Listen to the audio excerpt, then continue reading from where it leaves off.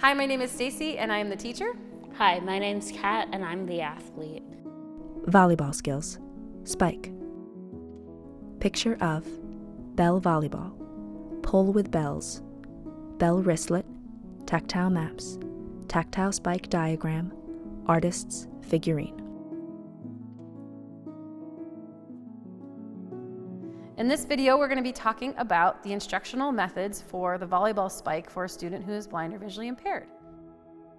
Use a tactile diagram with various shapes to describe the spiking movement. Kat, on this tactile diagram, I have little circles where our feet are going to go when we're doing the bottom half of a spike, and then there's a square where we're going to start with both feet together.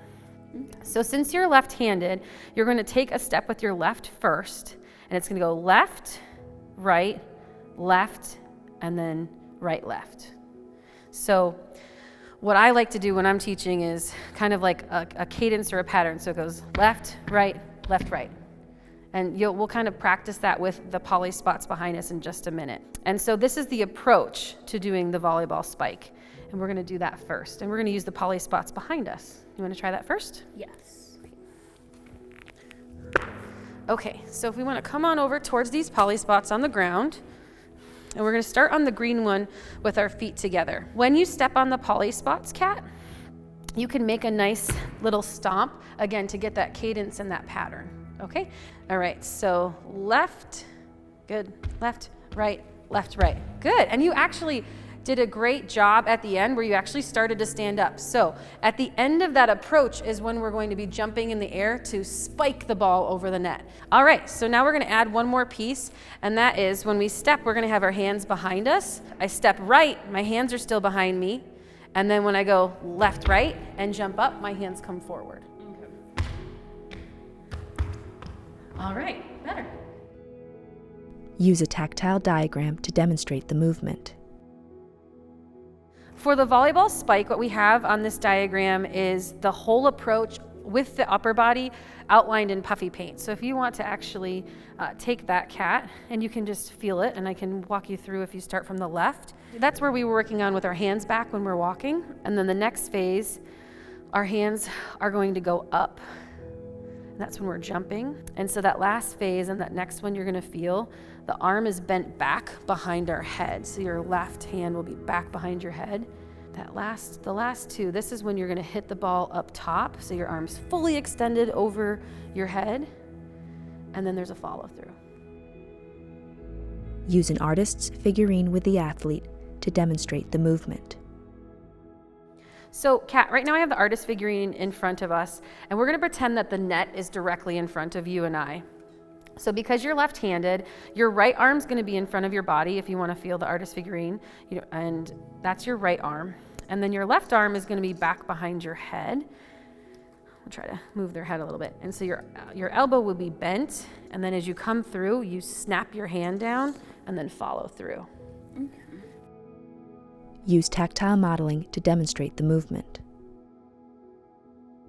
So we'll just pretend that we did that left-right. And as we're up in the air, I'm gonna put my left hand forward, my right arm is back, and I'm reaching, there you go, sorry, reaching over above to hit the ball. Okay. Now if you put your hand on my elbow, so my arms are just back, and they're perfect. Now I'm gonna come over to hit the ball, my elbow's bent, elbow comes forward, and then reach and then follow through. Does that make sense? Mm-hmm. You ready to try to put it together? Yes. Great. All right, so now that we have done the upper body and practiced the lower body, we're gonna put it all together, then we're gonna bring in some accessible equipment to make sure that Kat has all the things she needs to be successful in the volleyball spike.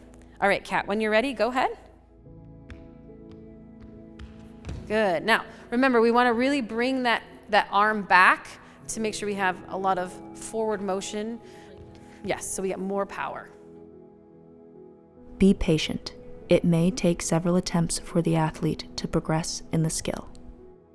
All right, so Kat, what I'm gonna do is you're gonna do the approach again, and then I have just this long pole with some bells on it, and we're just gonna practice hitting the bells.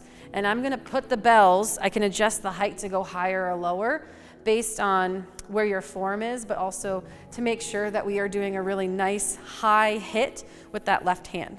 So I'm gonna shake it a little bit. Kat, when you're ready, go ahead. Oh, nice. Really good.